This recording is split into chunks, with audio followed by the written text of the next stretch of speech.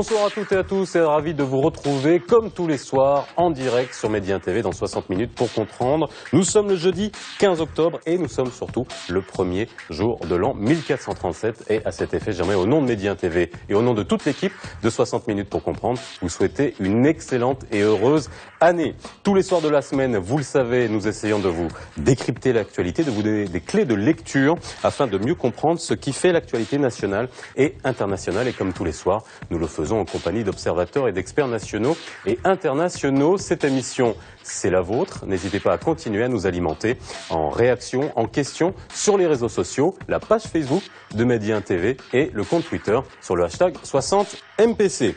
Les invités qui ont accepté d'être avec nous ce soir, en ce premier jour de l'an 1437, sont Omar Benzeloun. Vous êtes avocat au barreau de Rabat et de Marseille. Vous êtes également enseignant-chercheur en droit à l'EGE de Rabat. Bonsoir, merci d'être avec nous ce soir. Farid El-Asri, vous êtes anthropologue, notamment à l'Université catholique de Louvain, en Belgique. Merci d'être avec nous ce soir.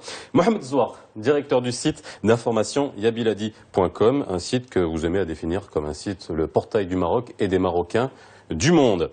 Il y a tout juste 32 ans, le 15 octobre 1983, démarrait à Marseille, en France, la Marche pour l'égalité et la citoyenneté, plus connue sous le nom de la Marche des Beurs.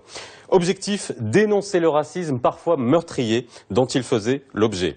La place des Marocains, des Maghrébins et des musulmans en France et dans les pays européens semble être en perpétuel débat. Comment la peur de l'étranger a pu devenir la peur de l'islam, l'islamophobie et le racisme en Europe, le mal du moment, point d'interrogation, c'est le titre de l'émission de ce soir. Marseille, le 15 octobre 1983. Des jeunes, pour la plupart des immigrés, se rassemblent au quartier Caillol à Marseille. La longue marche démarre. Du sud au nord, ces enfants d'immigrés demandent leur intégration. Ils ne veulent plus être des citoyens de second degré. La marche pour l'égalité et contre le racisme, surnommée par les médias « Marche des Beurs ». Une marche pacifique antiraciste qui met pour la première fois les enfants de l'immigration sur le devant de la scène. Kilomètre après kilomètre, le cortège s'étoffe. Des comités de soutien se créent un peu partout sur leur passage. Le pari est gagné. En décembre, la foule rassemble plus de 100 000 personnes, syndicats, organisations humanitaires et représentants de différents partis politiques grossissent les rangs des marcheurs. Seule l'extrême droite refuse de soutenir ce mouvement. La marche se poursuit jusqu'au 3 décembre. Au fil des années, une frange de la société française a basculé progressivement d'un racisme anti-immigré ou anti-arabe à un racisme anti-musulman. En 1989, des jeunes filles voilées sont interdites d'entrer au collège sur la demande du principal de l'établissement. Dans une lettre aux parents, il estime que le voile est une marque religieuse incompatible avec le bon fonctionnement d'un établissement scolaire. 2 semaines plus tard, les 3 élèves du collège Gabriel Havet de Creil retourneront à l'école à la suite d'un accord entre les parents et le collège. Les filles pourront mettre leur foulard dès la sortie des cours et le retirer avant d'y entrer. Depuis cette date, des exclusions similaires se multiplient. Jusqu'en 2004, quand le Parlement français vote une loi controversée sur le port de signes religieux et l'encadre en application du principe de laïcité, le port de signes ou de tenues manifestant une appartenance religieuse dans les écoles, collèges et lycées publics. En avril dernier, le débat refait surface. Une élève de 15 ans s'est vue refuser à 2 reprises l'entrée de son établissement au motif que la jupe qu'elle portait était trop longue, d'une longueur qui, aux yeux de la principale du collège, en faisait un signe ostentatoire d'appartenance religieuse. Par ailleurs, les tueries de mars 2012 à Toulouse et Montauban ont attisé le sentiment de haine envers les musulmans de France. Les attentats contre Charlie Hebdo en janvier dernier ont bien eu un impact sur la société française. 222 actes anti-musulmans ont été dénombrés au premier trimestre 2015 en France, soit 6 fois plus que lors de la même période de l'an dernier, selon l'Observatoire national contre l'islamophobie. Bien, messieurs, alors bon, on va essayer de faire un point, surtout à l'occasion nous sommes à un anniversaire, nous sommes le 15 octobre, 32 ans que cette marche des Beurs a eu lieu. Beaucoup d'eau a coulé sous les ponts, les débats ont eu lieu, ont peut-être un peu bougé. Quelle est votre lecture à 32 ans après cette marche des Beurs, bon, en France, mais on va essayer d'analyser la situation aussi dans toute l'Europe. Omar Benzeloun. Je pense que ce n'est pas la même conjoncture dans laquelle s'est manifestée la marche des beurs en 1983 et aujourd'hui. Nous ne sommes pas dans le même contexte géopolitique, nous ne sommes pas dans les mêmes enjeux plus ou moins globaux, et puis le temps d'intégration de la communauté musulmane en Europe n'est pas le même aujourd'hui par rapport à la succession des différentes générations. Mais ce qu'on peut dire, c'est que la marche des beurs a cristallisé plus ou moins une opinion publique autour du phénomène racial à un instant de la politique nationale française par rapport à l'avènement du président Mitterrand et d'un gouvernement socialiste, et en même temps a lancé un mouvement de lutte anti-discriminatoire contre toutes les formes de discrimination. Et donc il y a eu une espèce de sensibilisation dans le cadre de l'opinion publique française et européenne autour de ce phénomène qui, par moment de la législation française, a pu se traduire à travers des amendements, à travers un arsenal législatif. Aujourd'hui, suite à la chute donc du mur de Berlin, suite aux événements du 11 septembre, il y a un problème de perception, il y a un problème de recroquevillement identitaire, il y a une espèce de braquage. Je ne suis pas forcément d'accord avec Huntington et la notion de choc des civilisations et donc la vieille problématique entre croisade et djihad, mais il y a une espèce de phobie, effectivement, qui n'est pas à amalgamer avec la notion de racisme qui est bien implantée. Alors justement, on va essayer bien de faire la différence. C'est pour ça qu'on va parler de racisme et d'islamophobie avec la conjoncture actuelle, les récentes déclarations de politiques français. On parle plus particulièrement de la France, parce que c'est là où on a la majeure partie de nos concitoyens dans la diaspora marocaine. On parlera aussi de la Belgique, on parlera aussi d'autres pays. Mohamed Zouar, depuis 32 ans, hein, juste voilà, aujourd'hui on fait un point, est-ce qu'on a l'impression d'avoir avancé, d'avoir régressé, d'avoir déplacé le curseur? Déjà, il faudrait rappeler qu'au départ, la marche des beurs, c'est l'appellation qui a été donnée par Libé, par le journal Libé, qui a ce don pour la titraille. C'est d'abord la marche pour l'égalité et contre le racisme. C'est important de le rappeler, cette marche intervenait dans un contexte effectivement très difficile pour les personnes d'origine immigrée, comme on dit, souvent nées en France, mais il y avait un problème d'intégration. L'intégration va dans les deux sens, et là c'était la société française qui ne voulait pas intégrer cette nouvelle jeunesse qui, pour peut-être beaucoup de responsables politiques en France étaient là temporairement et étaient appelés à retourner dans le pays d'origine dans les valises des parents.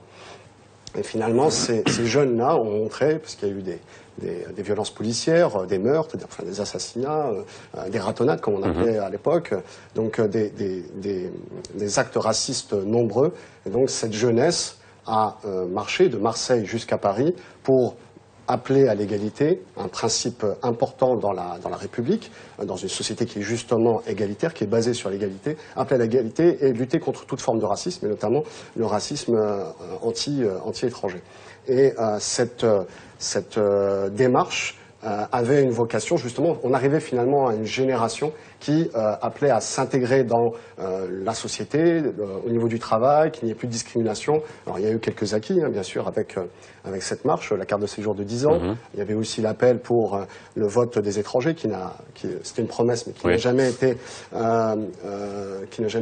validée par le pouvoir en place. Et finalement, malheureusement, cette marche, un peu comme le printemps arabe, où on a vu en fait une démarche spontanée, puis finalement ça a été récupéré par d'autres bords. La marche des beurs, comme on dit, ou la marche pour l'égalité et contre le racisme, n'a pas, en tout cas ceux qui la menaient, n'en ont pas profité pour continuer le combat et s'inscrire en politique, etc. Et ça a été récupéré, on a vu SOS Racisme, qui a récupéré tout ce travail, la symbolique de la marche pour l'égalité, et qui n'a pas capitalisé, qui n'a pas continué ce travail-là. Et on s'est retrouvé plus tard avec d'autres crises. On se souvient récemment, il y a eu dans certains quartiers d'autres dans la fin des années 80, début des années 90, Mantes-la-Jolie, plus récemment Maguette, Villiers-le-Bel, etc.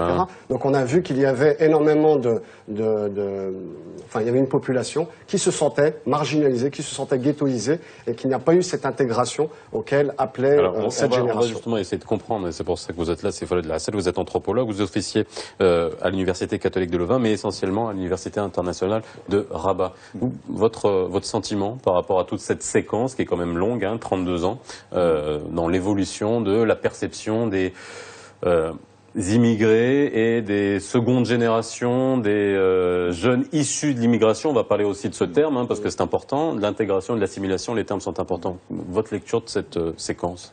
Écoutez, c'est un phénomène complexe dans lequel il y a effectivement des moments de rupture importants, il y a je dirais des approches, des lectures, des manières de se construire qui sont assez différentes, mais il y a malgré tout un processus d'évolution qui nous dit une sorte de filiation. Il y a un triple mode d'objectivation, si on veut, en termes de perception de l'altérité, notamment de ce processus migratoire, de ces personnes issues de l'immigration, migration économique, qui se sont progressivement racinées dans le paysage européen et qui nous disent trois choses. Une perception du travailleur étranger, ensuite un moment charnière de la découverte de l'immigré, de celui qui décide de rester, de s'installer, et ensuite, effectivement, de la réalité de l'islam. Donc on a vu des bras arriver, et puis des voix avec la marche, des personnes qui commencent à se prononcer sur leur situation et qui n'acceptent pas ceci. Et puis il y a eu le phénomène de la visibilité nouvelle par la dimension du religieux, notamment le phénomène du textile et celui de la pierre, en l'occurrence le foulard et les minarets.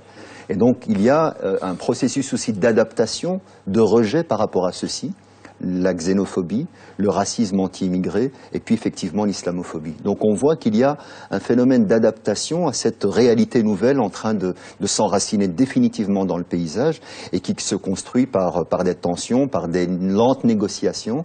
Et donc c'est un processus toujours en mouvement. Et voilà, il est important d'observer le curseur du moment, c'est-à-dire cette réalité de l'instant présent, à partir de cette aussi une mémoire assez fine et presque une archéologie du rejet dans l'histoire du temps présent. Alors, je parlais de la sémantique et du vocabulaire qui est extrêmement important. On a toujours entendu ce terme de jeunes issus de l'immigration, immigrés de deuxième génération, troisième génération, on est passé d'intégration à assimilation aujourd'hui. Lorsque vous entendez tous ces termes qui sont utilisés, est-ce qu'il n'y a pas, on va dire, même dans le vocabulaire, on n'a pas l'impression que ça soit très clair au niveau de, alors on parle de la France, mais ça peut être le cas aussi d'autres pays européens? Alors je prendrai Vous êtes homme de loi, donc les termes sont importants. Absolument, les termes ont un sens.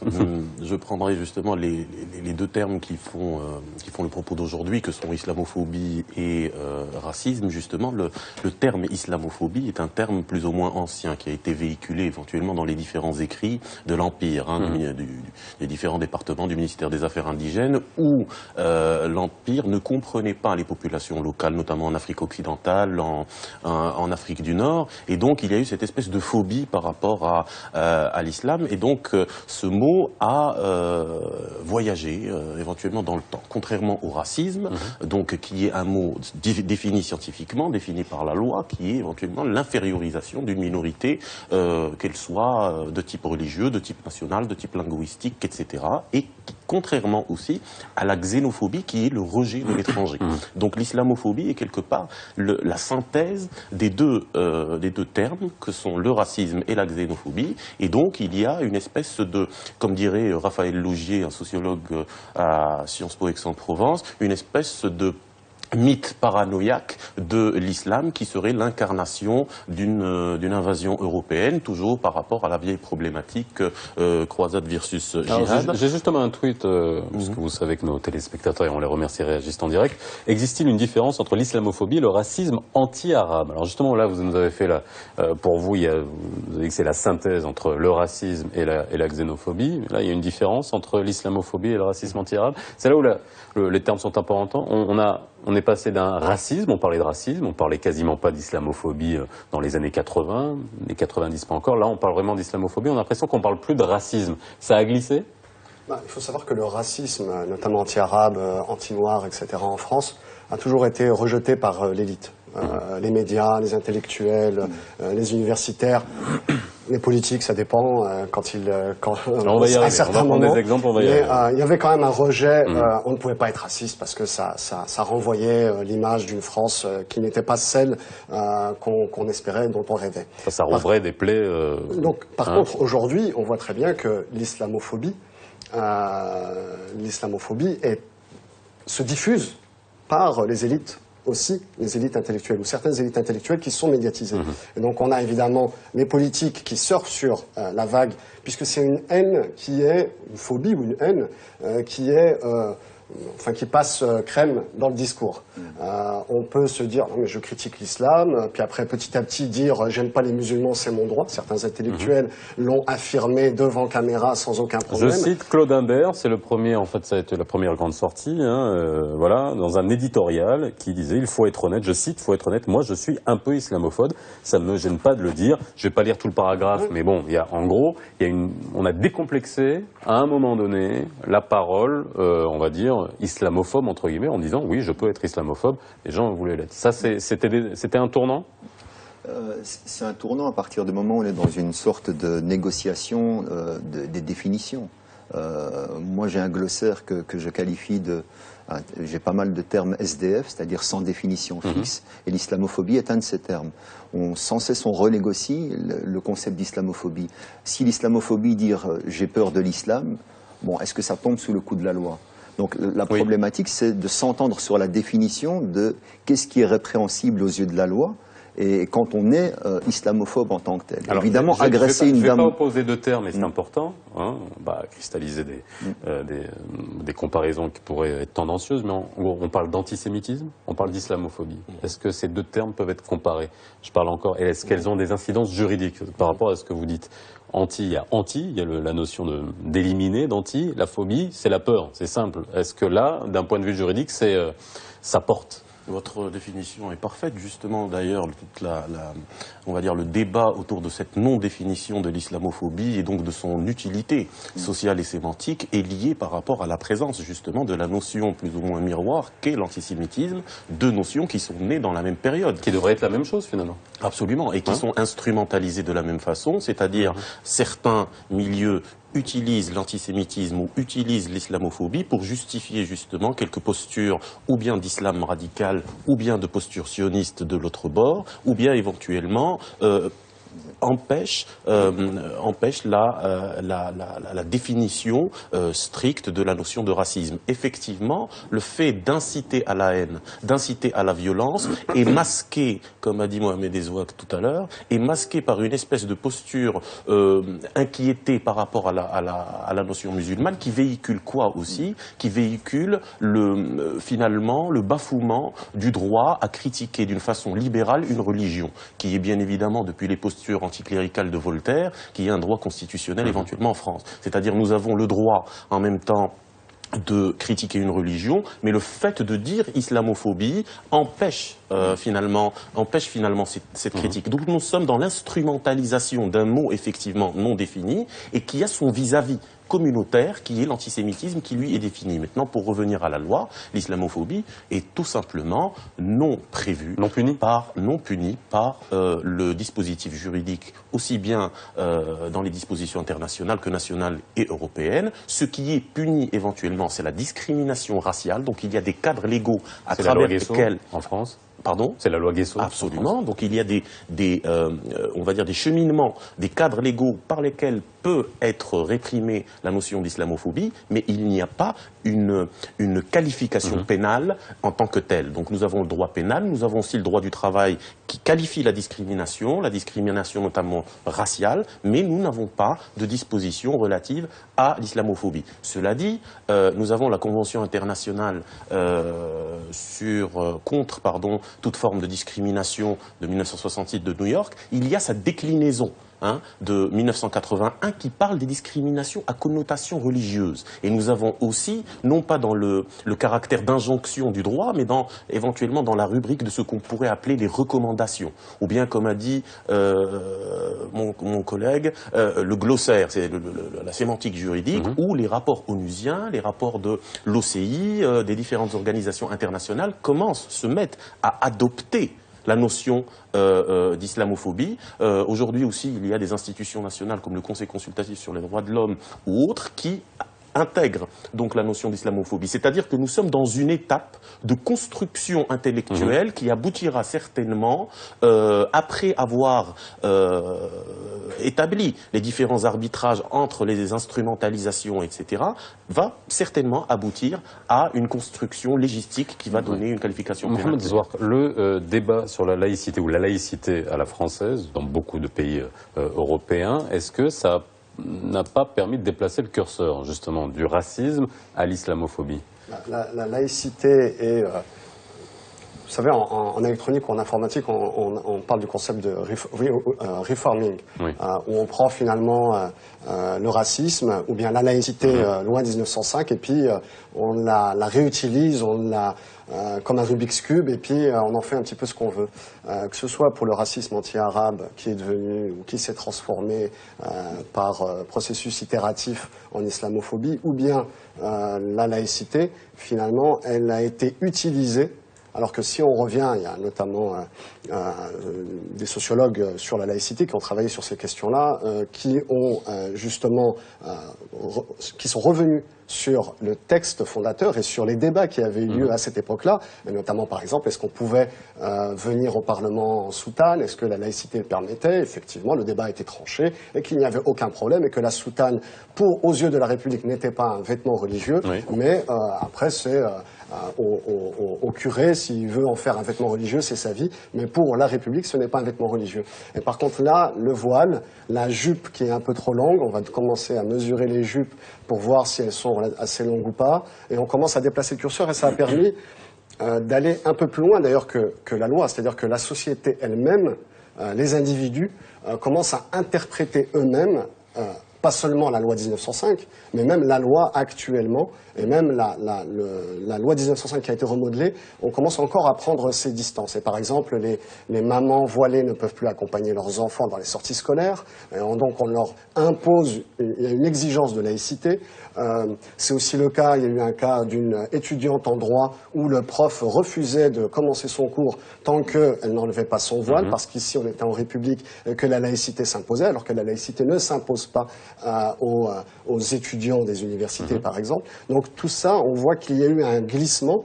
Et on a l'impression un petit peu, tout à l'heure, Maître Migelot parlait de menaces extérieures, de contexte géopolitique. Moi, ça me rappelle un petit peu le communisme, le maccarthisme aux États-Unis. C'est-à-dire qu'on avait cette menace extérieure qui a été utilisée politiquement pour l'intérieur. Oui. Et donc on avait le maccarthisme, c'est-à-dire qu'on chassait celui qui pouvait être un peu rouge. On en est là. C'est-à-dire vous prenez l'exemple de la chasse aux sorcières. Oui, mais par exemple, c'était costaud quand même. Par exemple, début d'année, quand on allait demander aux enfants de 12 ans, est-ce qu'ils étaient pour ou contre Charlie, s'ils n'avaient pas observé la minute de silence parce qu'ils avaient bavardé avec le copain, on leur faisait un interrogatoire et puis après on les amenait en garde à vue. Ça ressemble quand même à du maccarthisme. Alors on n'en est pas encore, bien sûr, à la chasse aux sorcières aux États-Unis. On avait des grands coups d'éclat, mais est-ce que c'était systématisé? C'était quand même systématisé. Non, c'était pas systématisé, bien sûr. Mais en tout cas, on voit que les citoyens eux-mêmes commencent à se faire justicier et interpréter eux-mêmes la loi. Et c'est dans ce sens que je voulais faire cette comparaison avec le maccarthisme. C'est-à-dire qu'à l'époque, aux États-Unis, c'est pas seulement l'État qui allait à la chasse aux communistes, mais le voisin qui pouvait vous balancer parce que vous avez un nom qui finit par Eve ou par Off. Mouvement de délation. Et le patron parce que vous êtes syndicaliste et que vous défendez les droits des travailleurs, par exemple. Et donc vous êtes plus ou moins communiste. Finalement, si on observe un petit peu, pour prolonger la réflexion, toute la balise juridique que nous avons à disposition est suffisante, me semble-t-il, pour poursuivre toute transgression ou tout dérapage Alors je lis juste en France la loi Guesso parce que c'est intéressant, juste pour alors j'essaie de la retrouver tout simplement. L'article 1er de cette loi, je lis juste celui-là, énonce que toute discrimination fondée sur l'appartenance ou la non-appartenance à une ethnie, une nation, une race ou une religion est interdite. Je suis pas juriste, mais quand j'entends ça, toute discrimination fondée sur l'appartenance ou la non-appartenance à une ethnie, une nation, une race ou une religion est interdite. Lorsqu'on entend ça, normalement tout est réglé. Les outils à disposition sont très clairs. Le problème, je pense que ça a été soulevé en introduction, on est dans un climat assez particulier, particulièrement chargé de non-dits est particulièrement chargé également de saturation d'interprétation, et notamment le concept de laïcité qui est un concept devenu hyper plastique, c'est-à-dire qu'on le réinterprète comme on veut, c'est-à-dire qu'on lui donne, je dirais, une dimension qui est au-delà de la définition même du concept de laïcité. On n'a jamais autant parlé religion en France que depuis le débat sur la laïcité. Effectivement. Et donc on est dans un climat, je dirais, particulièrement traversé par une sorte de crise collective. Et on assiste notamment dans le rapport à la réalité musulmane qui est pleinement enraciné aujourd'hui dans le paysage européen, non pas un repli identitaire de la minorité démographique musulmane, mais un repli identitaire de la majorité. C'est-à-dire qu'il y a un vrai questionnement de cette présence nouvelle enracinée dans le paysage, qui plus elle réussit, je dirais, le pari de l'enracinement, plus le questionnement va être profond et hostile. C'est-à-dire que si en tant que Mohammed tu dis que tu es comme moi, qui suis-je moi? Et donc il y a une espèce de remise en question du mythe de l'homogénéité de la culture, et finalement il y a un vrai questionnement sur l'identité collective qui est en train de se mettre en route. Et là on assiste effectivement à une sorte de balisage d'urgence, de dire ben, chez nous c'est comme ça. Hier, chez nous on parle le français. Aujourd'hui, chez nous, c'est la laïcité.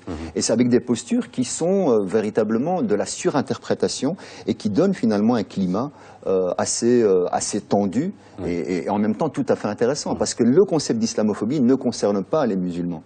Il concerne effectivement les musulmans qui sont touchés par rapport à ça, mais l'ensemble de la société qui est en miroir par rapport à la manière dont elle construit, pour certaines du rejet, pour d'autres de l'animosité, de la méfiance, voire de la peur. En tous les cas, personne n'est indifférent par rapport à cette question-là. Et c'est cette prise en compte. Alors cette démonstration, elle est intéressante parce que finalement, lorsqu'on parle de laïcité et que finalement, à demi-mot, lorsqu'on dit on parle d'islam et de musulmans, on parle d'arabe lorsqu'on parle en France. C'est ça à demi-mot, oui ou non? Oui. Pour pas parler d'arabe, on parle de musulmans. Vous savez, ce qu'a dit les Farid... Les convertis, il y en a, mais il n'y en a pas en France. Ce qu'a dit Farid, bon, pour les convertis aussi, c'est très compliqué. Mais effectivement, ce qu'a dit Farid, c'est que ça intervient à un moment assez particulier. La marche des beurs est intervenue à un moment où il y avait une génération qui arrivait sur le marché de l'emploi, qui voulait s'intégrer, etc., et qui affirmait son identité française.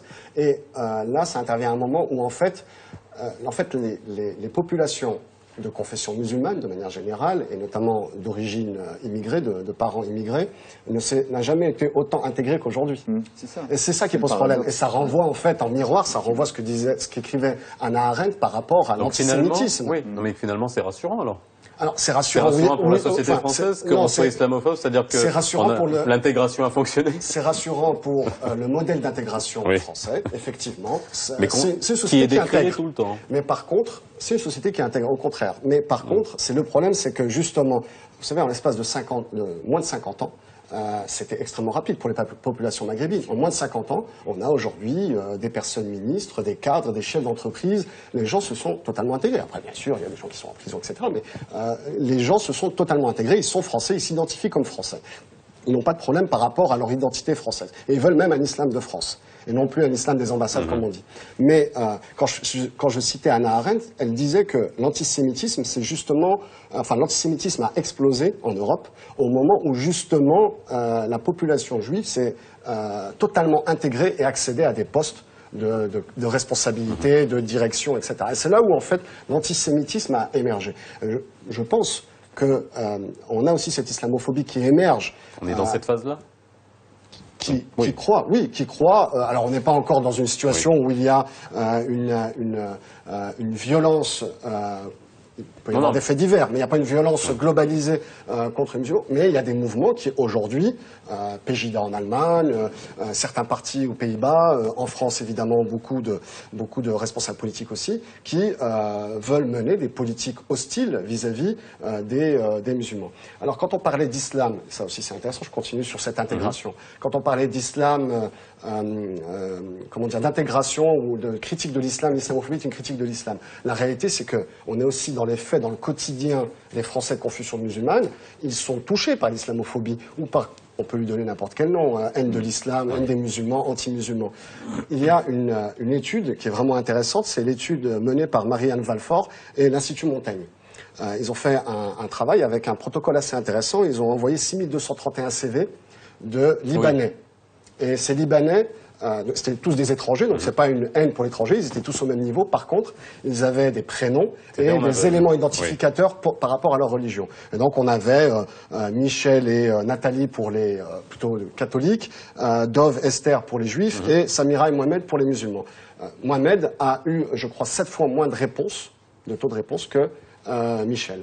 Donc, et c'était les musulmans qui étaient évidemment plus discriminés, avec une différence quand même notable entre Samira et Mohamed. Donc on voit très bien que dans le quotidien, et vous parliez de la loi Guesso, on voit très bien que dans le quotidien, il y a discrimination en fonction du patronyme et d'éléments identificateurs, puisqu'il parlait de scoutisme ou de langue utilisée, etc., qui marquaient justement, qui étaient des marqueurs religieux. Et donc on voulait pas des musulmans parce que pour l'employeur, pour le responsable des ressources humaines, c'est un risque, c'est une menace. Alors, quelle est notre part de responsabilité, nous, musulmans, ici ou ailleurs, dans cette islamophobie? C'est une question d'un tweetos, on y répond juste après la pause. Qui nous reste, 60 minutes c'était au début, maintenant c'est 30 minutes qui nous restent. Et avant qu'on parte en pause, eh bien une question d'un tweetos, quelle est notre part de responsabilité dans cette islamophobie, nous, musulmans, que nous soyons dans nos pays respectifs, que ce soit au Maroc, en Algérie, en Tunisie ou partout ailleurs, et aussi en France, en Belgique, etc. On parlera de l'Europe, bien sûr, dans quelques instants, pour élargir un peu la problématique aux pays européens. Notre responsabilité, est-ce qu'il y en a une, que cela soit dans nos pays, ici au Maroc, ou dans les pays européens? Si la parole m'est donnée, je crois qu'il y a souvent des interactions entre différentes responsabilités. Si nous pouvons éventuellement mettre le doigt sur ce que nous pouvons assumer en tant que communauté musulmane, ce sont d'abord ces nouveaux mots qui sont véhiculés par les médias, qui peut-être font peur à cet Occident que serait le djihad, la fitna, etc. C'est une sémantique nouvelle qui s'installe grâce ou à cause plutôt d'une conjoncture internationale. Et puis aussi la question de l'intégration est fondamentale, c'est-à-dire ce qui pourrait faire peur dans l'esprit ou dans l'opinion publique, c'est ce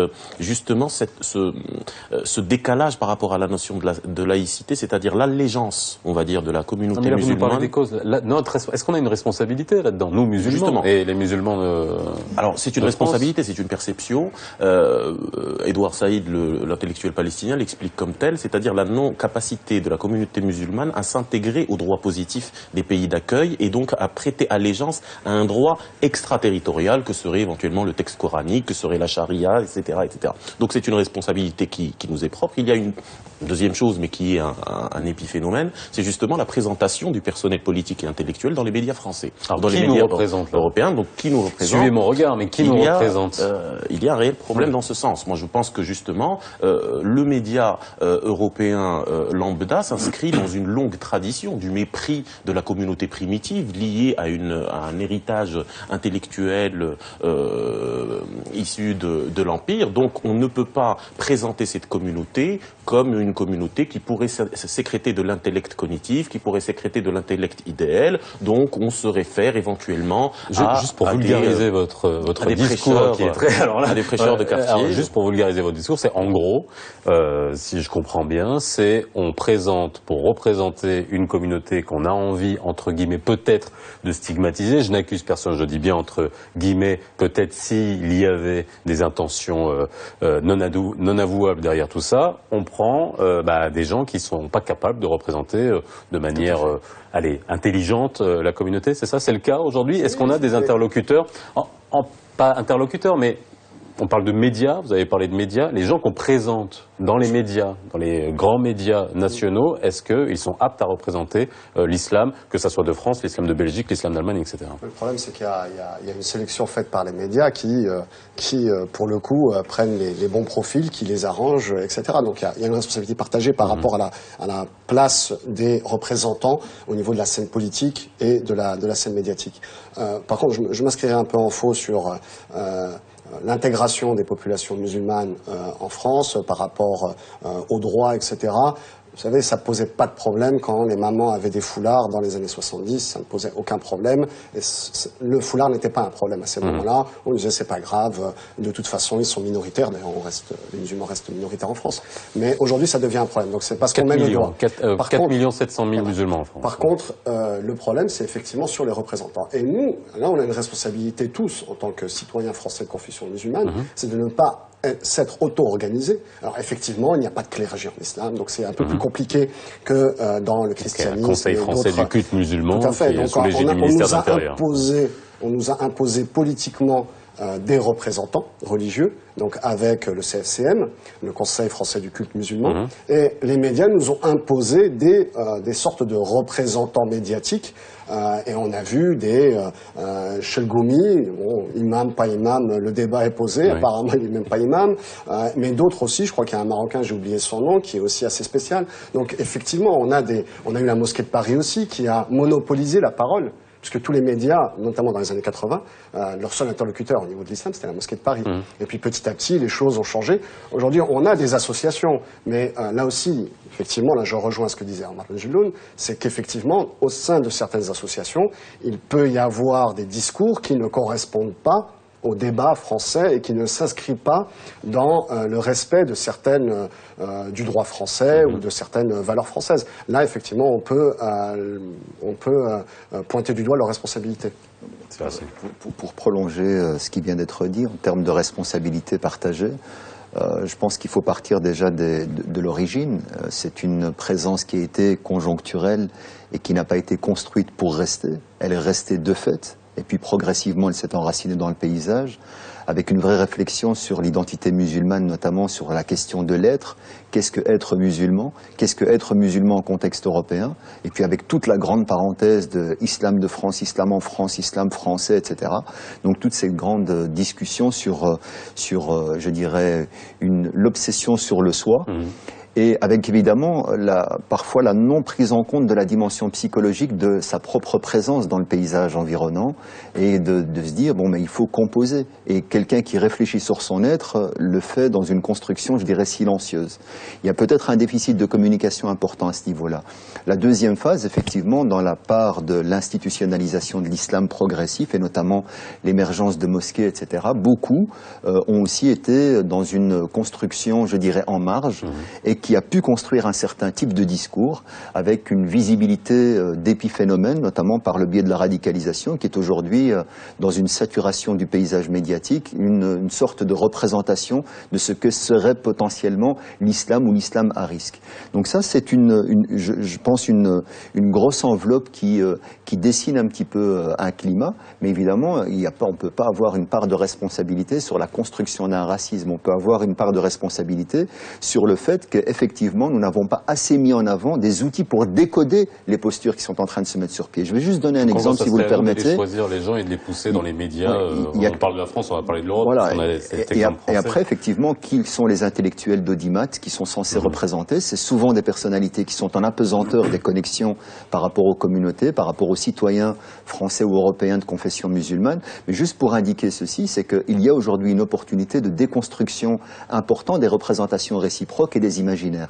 Pourquoi est-ce que l'islam et la question de l'islamophobie est si présente aujourd'hui? Parce que nous n'avons pas de rapport virginal avec l'islam. Bon, moi, originaire de Belgique, la Belgique n'a pas un passé colonial avec le monde musulman, mais pour le cas de la France et même pour la Belgique en l'occurrence, il y a un lourd passif d'une expérience historique douloureuse, et ceci réémerge. C'est-à-dire qu'aujourd'hui, on a affaire à des citoyens musulmans intégrés dans le paysage depuis un demi-siècle qui étaient l'ennemi des frontières d'hier. Et ça, c'est assez problématique. Regardez les caricatures danoises et puis toutes les caricatures jusque Charlie Hebdo, elles représentent deux types je dirais, d'indicateurs qui définissent l'altérité musulmane. Un, la question de la violence, le prophète avec le turban, et puis la sexualité permissive, c'est-à-dire les 1000 vierges, la polygamie et toute la salade qui va avec. Cette représentation est une représentation permanente depuis le XIIe siècle. C'est-à-dire qu'on a affaire aujourd'hui à un ancrage de musulmans européens qui doivent tenir compte finalement de la profondeur des clichés, des stéréotypes, des raccourcis, et réciproquement, évidemment. 44 millions, c'est le nombre de musulmans qu'il y a en Europe. On regarde un reportage de Tawfik Nasseri et on en parle juste après. Refus de l'immigration, islamophobie ou encore souverainisme, ce sont les traits de caractère communs à nombre conséquent de partis européens qui ont le vent en poupe. Ils ont d'ailleurs fait une percée généralisée aux élections européennes de l'an dernier. Le Front National en France, la Ligue du Nord en Italie, le Parti populaire au Danemark ou encore le Parti de la Liberté aux Pays-Bas. Ces entités politiques d'extrême droite n'en finissent pas de monter dans les sondages. Geert Wilders, aux Pays-Bas, depuis l'assassinat du réalisateur Theo van Gogh, s'est distingué par ses prises de position contre l'islam qu'il assimile à une idéologie fasciste. Ainsi, la crise et la crainte de perdre l'identité nationale jouent inégalement selon les pays. Depuis un an, le mouvement Pegida manifeste chaque lundi dans un parc de la ville de Dresde. Les manifestants protestent contre la politique d'asile du gouvernement et dénoncent ce qu'ils appellent l'islamisation de l'Allemagne. Le mouvement allemand Pegida commence même à faire des petits sur le vieux continent. Ceux qui se définissent comme des patriotes européens contre l'islamisation de l'Occident sont imités en Belgique ou encore en Autriche. En novembre 2009, les Suisses ont décidé par référendum d'interdire la construction de nouveaux minarets sur le territoire de la Confédération. Plus de 57% des votants ont approuvé la proposition soutenue par le parti de droite populiste, Union démocratique du centre et le parti chrétien de droite. Malgré un front commun du gouvernement, des autres partis et des représentants de toutes les communautés religieuses présentes en Suisse, l'UDC a réussi à convaincre. Alors, on va parler du cas de l'Europe, on va essayer d'élargir à l'Europe, bien que... Alors, on a un classement américain d'un site qui s'appelle Insider Monkey, donc ça vaut ce que ça vaut, qui ont pris, qui a été mis en ligne en août 2015. Ils se sont basés sur la politique intérieure de certains pays, sur leur gestion de l'immigration, sur la manière d'appréhender l'islam. On a les 10 pays européens en termes d'islamophobie, avec la France qui arrive en premier, Danemark deuxième, Pays-Bas, Italie, Russie, Allemagne, Grande-Bretagne, Espagne, Belgique, Ukraine. Bon, c'est un classement qui est basé sur certaines données. Là, aujourd'hui, en Europe, on a une vraie montée de l'islamophobie lorsqu'on parle en général. J'ai dit 44 millions de musulmans en Europe. C'est pas énorme. On est sur une population de 500 millions, à peu près en Europe. On est à peu près sur 5% de musulmans. On est dans la même logique qu'en France, dans la perception de l'islam. Je pense de manière générale, il y a une crise de l'Europe sur le plan identitaire. Il y a une peur réelle, palpable, qui n'est pas une peur simplement liée à la réalité de l'islam, mais qui fait partie aujourd'hui de l'agenda et de la communication politique d'un certain nombre de partis, notamment les partis populistes, qui surfent sur cette dimension-là. Et on sait à quel point la peur peut conditionner, je dirais, le rapport aux urnes. Et les résultats sont là, effectivement, lorsqu'on a l'exemple de votre sujet sur Geert Wilders, qui compare le Coran à Mein Kampf et qui veut carrément l'interdire aux Pays-Bas, est très révélateur d'un climat dans l'exploitation du raccourci. C'est-à-dire qu'on continue de surfer sur des imaginaires, sur une réalité sociologique, on crée de la confusion en opérant une sorte de glocalisation, c'est-à-dire que ce qui se passe sur l'écran de télé ressemble ou ressemblerait aux voisins de palier. Et donc fondamentalement, ça va provoquer des profils qui se proposent comme étant la solution. On va bouter l'ennemi hors de nos frontières. Et on en est là. Et donc fondamentalement, le climat populiste est en train de se généraliser et est inquiétant. Mais je ne pense pas que structurellement, la réalité de l'Europe est islamophobe. Il y a un débat de fond à avoir sur ces questions. D'accord avec ça, Mohamed Zohar ? Oui, je pense que l'islamophobie en fait est un symptôme d'une quête identitaire, d'un problème identitaire. Ils n'ont plus confiance en la classe politique traditionnelle, ils n'ont plus confiance en l'Europe. D'ailleurs, les partis souverainistes cités dans le reportage jonglent un petit peu sur les deux thématiques. La haine des institutions européennes, l'Europe, l'euro, etc.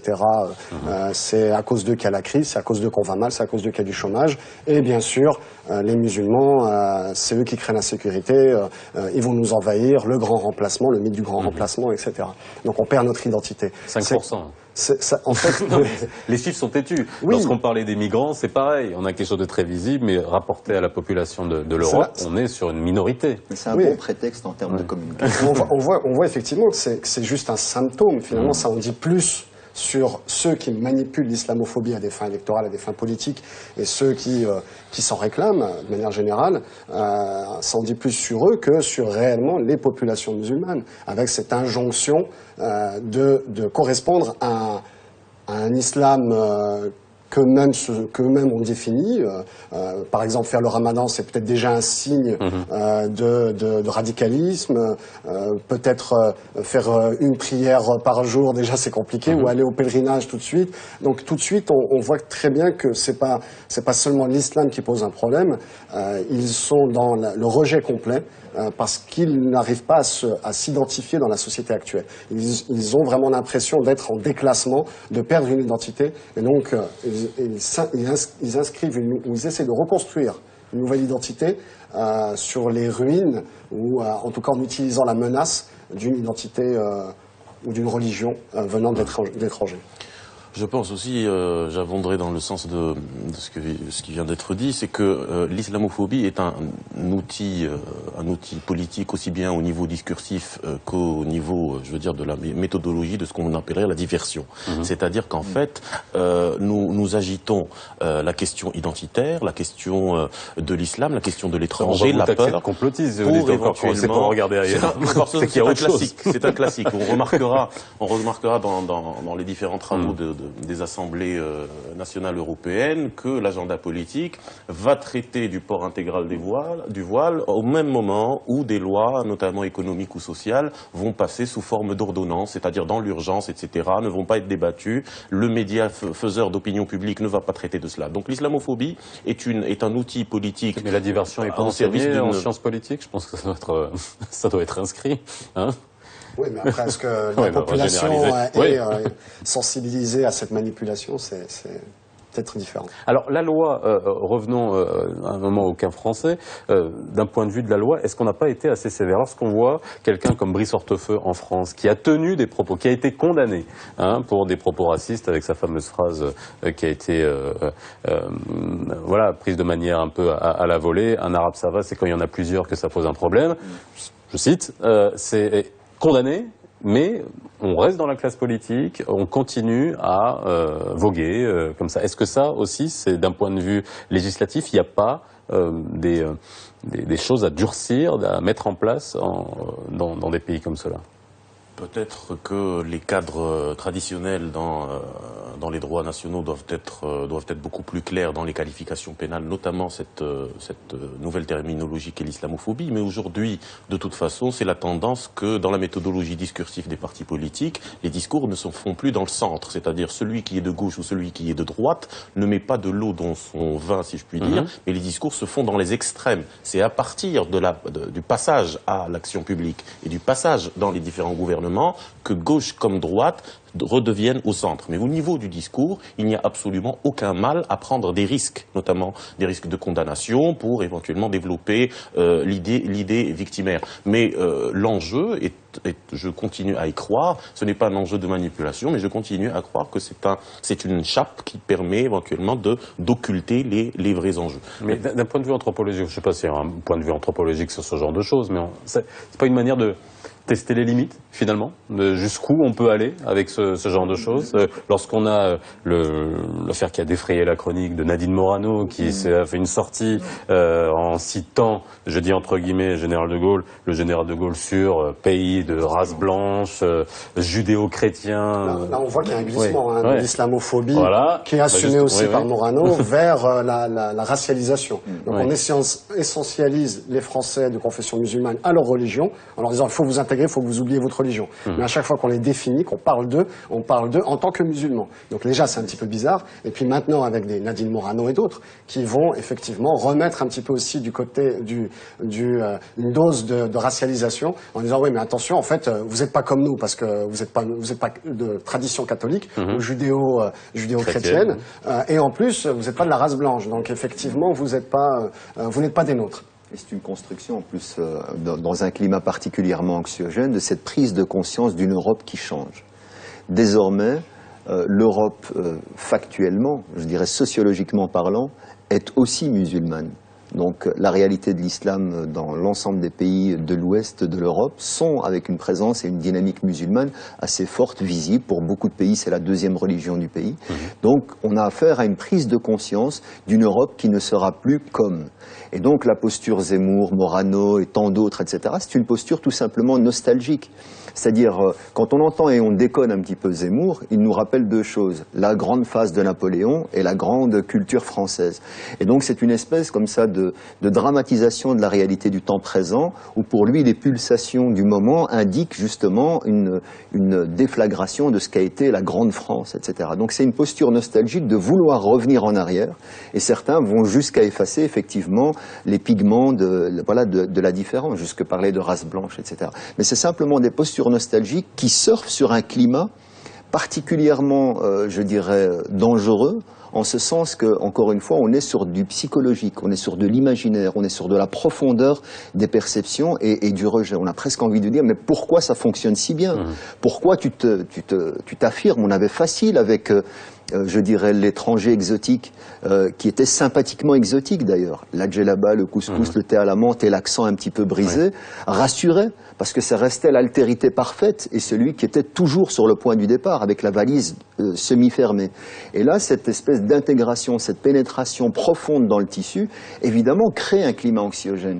Et lorsqu'on a justement, rappelez-vous, vous avez passé également ça dans le sujet, la question des minarets, ça renvoie à Vous parliez du textile et de la pierre. Oui, je retiendrai la formule. Voilà, ça renvoie finalement une visibilité dans l'urbain. C'est-à-dire que certains parlent d'envahissement. On a l'idée du péril vert. Attention, ils nous envahissent.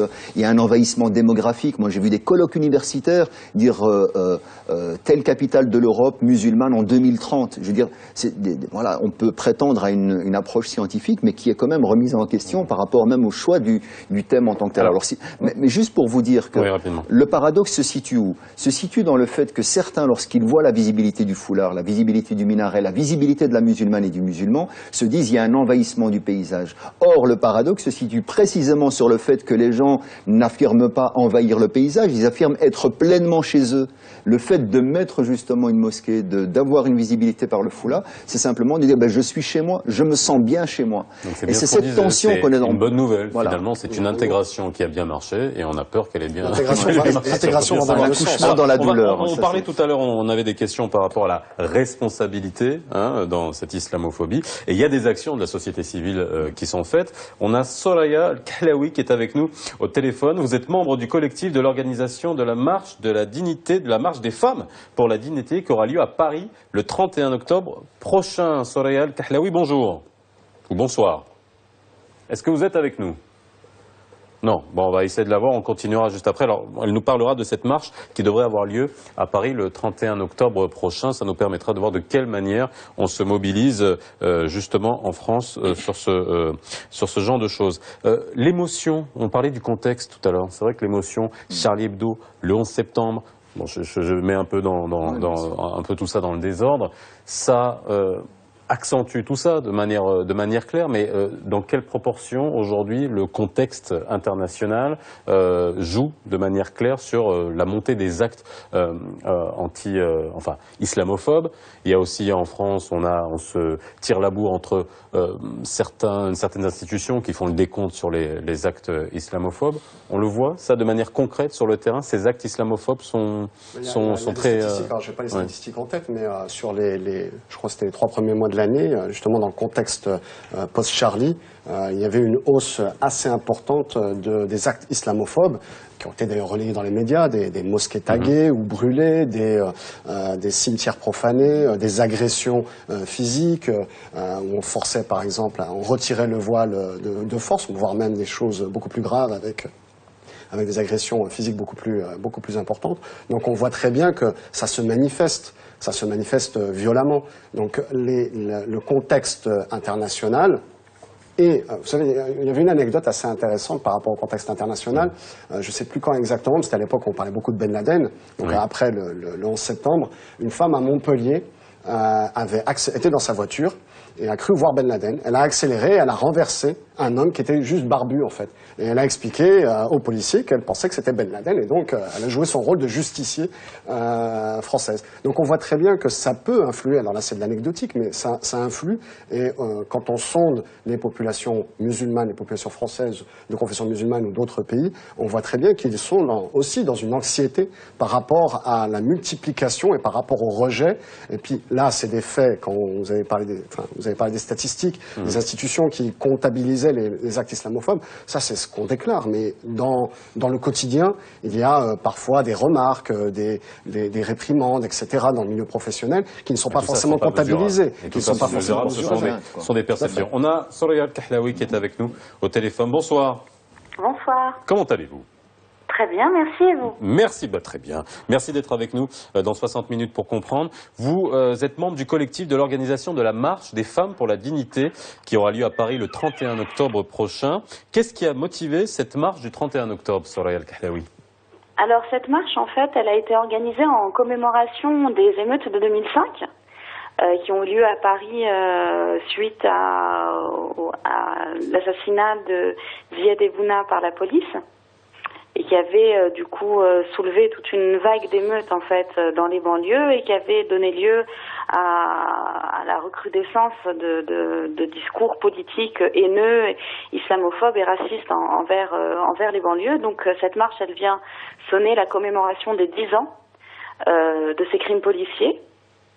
Et cette marche vient aussi en dénonciation de la recrudescence des politiques et des discours islamophobes et racistes, vraiment au sens large du terme, c'est-à-dire que c'est un collectif qui a tenu à mettre en avant, à articuler, disons, toutes les formes de racisme subies en France, donc la négrophobie, la homophobie, l'islamophobie, et à donner la parole, redonner la parole à ce qu'on appelle donc les racisés, personnes issues de l'immigration ou les Roms, pour revendiquer leur droit à la dignité. Alors pourquoi seulement une marche des femmes?